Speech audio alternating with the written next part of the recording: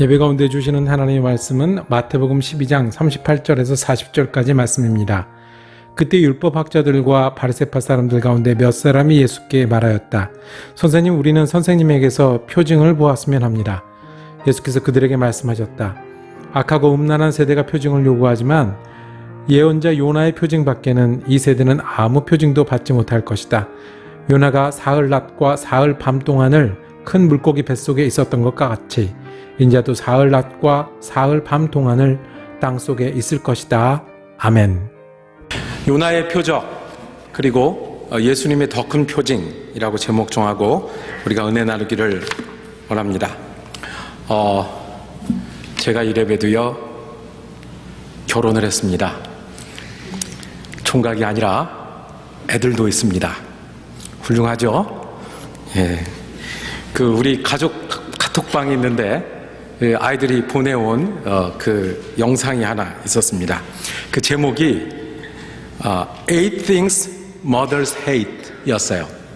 그러니까 엄마가 싫어하는 8가지였습니다. 그게 그림으로 나타나 있고, 그 그림에는 항상 이렇게 눈을 이렇게 뜬 기분 나빠하는, 화가 난 엄마 모습이 한쪽에 서 있고, 그리고 아이 모습들은 8가지로 계속 바뀌는 거예요. 그 첫 번째, 두 번째가 짝을 이루는데, 엄마가 싫어하는 거 첫 번째, 내가 집을 떠날 때 엄마가 싫어한다는 거예요. 그 다음에 두 번째는 내가 집을 떠나지 않을 때 싫어한다는 거예요. 그런 것 같습니까? 계속 짝을 이뤄요. 세 번째는 뭐냐 하면, 엄마가 싫어하는 세 번째, 내가 너무 많이 먹을 때. 네 번째는 내가 너무 먹지 않을 때예요. 엄마들 싫어하는 거랍니다. 다섯 번째는 내가 너무 늦게까지 잘 때. 여섯 번째는 내가 너무 늦게까지 자지 않을 때가 엄마가 싫어하는 거예요. 마지막으로는 한국 엄마들 특별히 여기 해당이 되는데, 엄마가 말을 하는 도중에 내가 대답할 때 엄마가 싫어하고요, 엄마가 말을 하는 도중에 아무 대답도 하지 않을 때 엄마가 또 싫어한다고 합니다. 이게 뭐지? 그러면서 함께 웃었습니다. 그러면서 저는 약간의 눈치를 좀 살폈습니다. 이게 엄마 보라고 보낸 거잖아요. 엄마도 같이 웃었어요. 보고 아이들이 이런 걸 보냈으니 이제 이 녀석들이 좀 커서 엄마 마음을 좀 이해하는 건가? 라고 이렇게 생각을 하더라고요. 저는 아무 소리 안 했습니다. 저는 이 아이들이 보낸 뜻을 알고 있거든요. 걱정 그만하고 잔소리 좀 줄여달라는, 내가 어떤 일을 해도 잔소리를 하니까 줄여달라는 뜻으로 엄마가 걱정을 8가지 했습니다. 어느 편도 들지 않았습니다. 저는 그 정도의 지혜는 있습니다. 엄마하고 애들하고 핀트가 안 맞습니다. 이 핀트는 영어는 아닌 것 같아요. 우리끼리 하는 말인 것 같아요. 핀트가 안 맞는 거예요. 핀트가 안 맞으면 그 다음에 또 문제는 계속 이어지겠죠. 예수님한테도 이런 일이 있었습니다. 예수님이 이 얘기를 하는데 잘못 알아듣는 사람들이 있어요. 예수님이 이걸 주시고 싶어 하시는데 다른 걸 달라고 하는 사람들이 찾아온 때가 있었습니다. 집안에서 핀트가 안 맞으면 잔소리가 계속될 거예요. 모임에서 핀트가 안 맞으면 좀 갈등을 하다가 어떻게든 해결이 되려고 할 거예요. 그런데 예수님과 핀트가 안 맞으면 심각하잖아요. 예수님은 여기를 보시는데 우리는 이쪽을 보고 계시다고 생각한다면, 예수님이 주시고 싶어 하는 거는 이건데 우리가 반대로 생각한다면, 이 오늘 성경에 나와 있는 질문은 우리 질문이기도 합니다. 예수님이 구원이시고 능력이시라는 말씀을 하시는데 우리는 맨날 부족하다고 얘기할 때가 있어요. 우리가 들어야 될 때, 우리가 말할 때도 있어요. 우리가 일해야 될 때 그냥 잠잠할 때도 있어요. 겸손하고 회개하고 돌이켜야 될 때 힘을 주세요, 내가 해보겠습니다라고 그렇게 기도할 때도 있어요. 우리가 힘을 내서 일해야 될 때, 감당해야 될 때 저는 부족하니까 기다릴게요 라고 할 때가 있어요. 핀트가 안 맞는 거죠. 예수님이 직접 가르치시고 예수님은 직접 보여주시기도 하셨잖아요. 그런데도 못 알아듣고 서로 다른 얘기하는 사람들이 있었습니다. 오늘 등장한 사람들은 율법 학자고 바리새파 사람들이었다고 그랬습니다. 그 사람들 예수님께 와서 얘기를 했습니다. 표징을 보여주세요. 율법학자는 뭐를 연구하는 사람들이겠어요? 율법을 공부하고 연구하고 어디까지 할 책임이 있는 사람이냐면 전하여 가르치기까지 할 책임이 있는 사람이 율법학자입니다. 바리새파는 뭐가 다릅니까? 바리새파는 지금으로 말하면 원리주의자예요. 쓰여진 그대로 해야 된다는 거예요. 쓰여진 그대로 싸우라면 싸우고 잘하면 자고 묶으라면 묶고 풀라면 푸는, 즉 율법을 그대로 삶에서 드러내야 된다라고 얘기를 하는 사람들입니다. 그래서 율법학자들하고 바리새파 사람들은 가끔 갈등을 일으키기도 했어요. 율법학자가 말한 율법하고 바리새파 사람들이 실천하는 거하고 서로 잘 안 맞아서요. 그런데 오늘은 둘이 합쳐서 예수님 앞에 왔어요. 사인을 보여주세요. 예수님, 표징을 보여주세요. 무슨 사인일까요? 무슨 표징일까요? 당신의 메시지가 하나님으로부터 왔다는 그런 사인을 보여주세요 하는 거예요. 당신이 하나님으로부터 온 사람인 걸, 당신이 말하는 것이 하나님이 우리에게 말하셨다는 그 증거를 좀 보여주세요 라고 말하는 겁니다. 좋은 이야기인가요? 길이 어디 있습니까? 어떻게 해야 됩니까? 라고 묻는 게 아니라 따지는 겁니다. 도전하는 겁니다. 어찌 증거를 대보라고 이야기를 하는 겁니다. 유대인들은요, 이 표징을 찾는 사람들입니다. 그래서 하나님이 예언자들을 보내셔서 큰 일을 이루기도 하셨어요. 그 고린도 전서 1장 22절에 이 유대인들의 특징을 그렇게 얘기해 놨어요. 헬라인은 지혜를 찾고 유대인은 무엇을 구한다고요? 표적을 찾는다고요. 자기 눈앞에 보여달라는 거예요. 이 사람들이 얘기하는 그 표징은 뭐냐면 하늘이 갑자기 어두워지거나 물 색깔이 바뀌거나 벌레가 나타나서 갑자기 나무가 시들거나 뭔가 하는 소리가 들리거나 그런 표징을 달라고 했던 거예요. 그래서 예수님의 제자 중에 누구요? 도마도 다른 사람이 얘기하는 걸 못 믿고 내가 봐야 되겠다, 내가 만져봐야 되겠다 라고 얘기하지 않았습니까? 여기서 와서 표징을 보여달래요. 이전에 있었던 사건이 어떤 거예요? 예수님 가르치셨잖아요. 산상수훈 자리에 있었잖아요. 그 자리에 감동했을 거라고요. 근데 돌아서서 내게 보여주세요 하는 거예요. 예수님 5,000명을 먹이신 걸 알잖아요.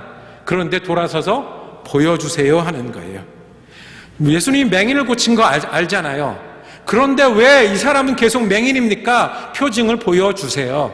5,000명을 먹이신 적 있다면서요. 왜 나는 계속 배가 고픕니까? 표징을 보여주세요. 그거 아니면 어떻게 우리가 따르겠습니까?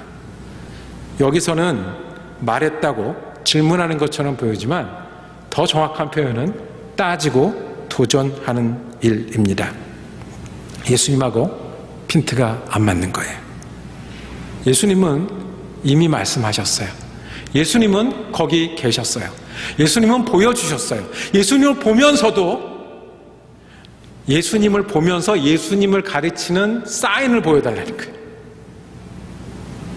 놀스부르크에 있으면서 놀스부르크에 가는 방향 화살표를 보여달라는 거예요. 예수님이 얼마나 답답하시겠어요. 우리가 이 이야기에 주목해야 할 뜻은 이게 남의 이야기가 아니라는 거예요. 내가 과학을 좀 아는데, 내가 책을 좀 봤는데 이해가 가면 더 잘 믿겠다고. 내가 이런 일도 경험하고 저런 일도 경험하는데 거기서 하나님이 나를 강권적으로 뭔가 해주시면 그러면 더 잘 믿겠다고. 내가 생각하는 바른 믿음은 이건데 거기에 하나님이 계셔야 되는데 그 자리에 거기에 그렇게 나타나야 되는데 하나님은 어디 있는 거냐고.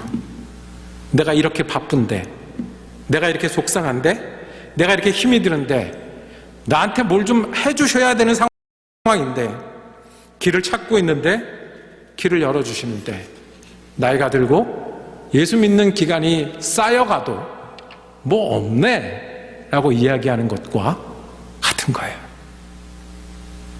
그것이 율법학자와 바리새인의 입을 통해서 나왔지만 우리가 가지는 질문이에요. 빈티를 잘 못 맞추고 있는, 이미 오셔서 예수님을 말하고 증거하고 계신데, 볼 수 있는데 보여주세요. 증거가 어디 있습니까? 라고 말하는 이 바리새인 율법학자들에게 예수님은 답하십니다. 오늘 그 답 두 가지를 우리도 같이 듣기를 원합니다.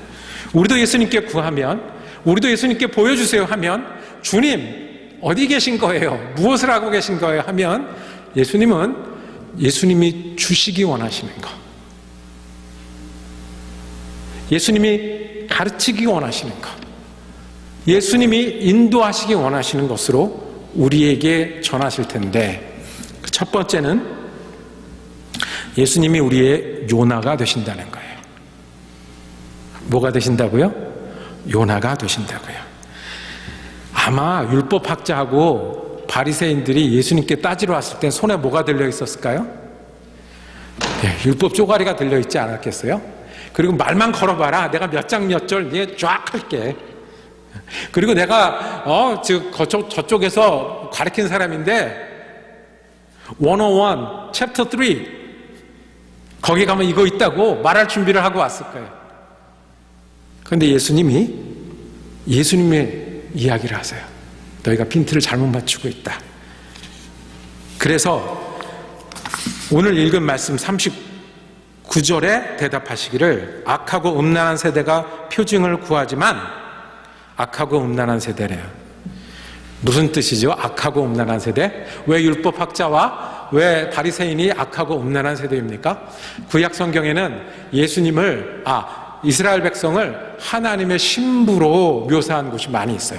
하나님의 신랑처럼 이스라엘 백성을 아끼겠다. 줄 수 있는 걸 다 주고 이끌고 베풀고 우리는 그렇게 살아갈 거야 라고 말씀하셨잖아요. 그런데 하나님이 안타까워하신 것은 이 신부된 하나님의 백성이, 이스라엘 백성이 어떻게 할 때 첫사랑을 못 잊어요. 맨날 첫사랑 타령하는 거예요. 아내가 옆에 집 남자를 보고 다녀요. 그리고 집도 나가고 왔다 갔다 하고 언제나 양다리. 그래서 구약 성경에는 음란하다고, 창기와 같다고 말씀하셨듯이 오늘 예수님도 지금 이렇게 따지는 사람들에게 음란하다고 얘기하세요. 양다리지. 믿는다고 하면서 예수는 못 알아봐. 기적은 좋아하면서 예수님이 베푸신 기적 속에서 하나님은 못 봐. 맹인이 고쳐지는 것은 와 하고 박수치면서 나를 고치지 않았다고 왜냐고 묻는 이 사람들에게 악하다고, 음란하게 야단치시는 거예요. 믿을 때 양다리 걸쳤다고, 음란하다고 하시는 거예요. 그러면서 말씀하세요. 내가 너희들한테 줄 표징은 하나밖에 없어. 여태까지 말한 건 어디로 갔니? 여태까지 보여준 건 어디로 갔니? 그리고 또 구하고 또 도전하고 또 따지면 내가 남은 징표는 하나밖에 없는데, 그것은 뭐라고요? 요나의 징표라고 말씀합니다. 39절 뒤로 가면, 표징을 요구하지만 예언자 요나의 표징 밖에는 이 세대는 아무 표징도 받지 못할 것이다. 너희가 그렇게 물으면 내가 대답할 수 있는 건 하나야. 요나의 표징. 요나의 표징이 정확하게 무슨 의미일까요? 우리는 지난 2주간 요나의 하나님을 살폈습니다. 요나의 하나님은 어떤 하나님이세요? 어디에서나 계신 하나님이시고 또다시 부르시는 하나님이셨어요. 요나의 하나님은 아끼시는 하나님이시고 그 아끼셔서 우리로 하나님의 사람이 되도록 하시는 하나님이셨어요. 그 요나의 하나님, 요나의 징표밖에 없다고 말씀하실 때 예수님은 요나를 보내셔서 사람들을 바꾸시는 하나님의 마음을 말씀하신 겁니다. 물고기 뱃속에 3일 있었던 요나, 물고기에 들어갔으니까 멋있지가 아니고요. 말을 안 듣고 이런저런 이야기를 만들어내면서 겨우 일하던 요나, 그 얘기가 아니고요. 오늘 예수님이 말씀하신 요나는 물고기 뱃속에 3일을 가둬서라도 하나님은 복음을 전하기 원하셨던 것처럼 이제 남은 게 한 가지가 있는데, 하나님의 아들을 죽여서라도, 3일 동안 죽여서라도 너희를 향한 하나님의 마음이 있다라고 말씀하시는 거예요. 그게 요나의 표징이에요. 니느웨 사람에게 요나를 보냈다고 하면, 요나를 보내기 위해서 물고기 뱃속에까지 넣었다고 하면, 예수님은 우리에게 기꺼이 요나가 되시는 분이세요. 죽어서라도 우리를 돌이키는 복음을 전하시는 분. 보여주세요. 증거가 있어야 되겠습니다. 나도 돼야 되겠습니다. 예수님 요나 이야기를 하십니다. 믿으면 보인다고요. 요나를 보내신 하나님께서 나를 보내시고 내가 복음을 전하게 하시고 나를 통해서 너를 돌이키게 하시는 것이 믿으면 보인다고. 왜 표징을 보면서 표징을 보여달라고 이야기하는지 답답하다. 영적인 소경아, 악하고 음란한 세대야 라고 말씀하십니다. 요나가 그렇게 니느웨에 가셨듯이 예수님은 십자가를 져서라도 우리에게 오시는 분이십니다. 그리고 바꾸시는 분이십니다. 어떻게 해요? 우리가 예수님 없이는 표징이 어디 있습니까? 어디 있습니까? 하면서 다녀야 되는 사람인데, 예수님 보고 하나님의 마음, 하나님의 구원, 하나님의 소망을 보고 살라고 말씀하십니다. 믿으면 보이는 표징이, 요나를 보면 보이는 표징이 예수님이십니다. 지난 주간에 더웠습니다. 더우면 어떻게 얘기하죠? 덥다고 얘기합니다. 지난주처럼 많이 더우면 어떻게 하죠? 더워 죽겠다라고 얘기를 합니다. 한 3달만 지나면 이 더위를 우리는 아쉬워할 겁니다. 추위가 옵니다. 많이 추우면 어떻게 하죠? 추워 죽겠다. 그게 우리가 보는 거예요. 그게 우리가 보는 표징이에요. 근데 믿음의 눈으로 보면 보이는 게 있어요. 더운 계절, 추운 계절에 계신 하나님이 세상을 어떻게 운영하고 계시는지, 지금도 어떻게 창조하고 계시는지, 새롭게 겨울을 어떻게 창조하시는지, 새롭게 여름을 어떻게 창조하시는지. 바쁘다, 힘들다, 왜 이렇게 짐이 무겁고, 어떤 분이 그러더라고요.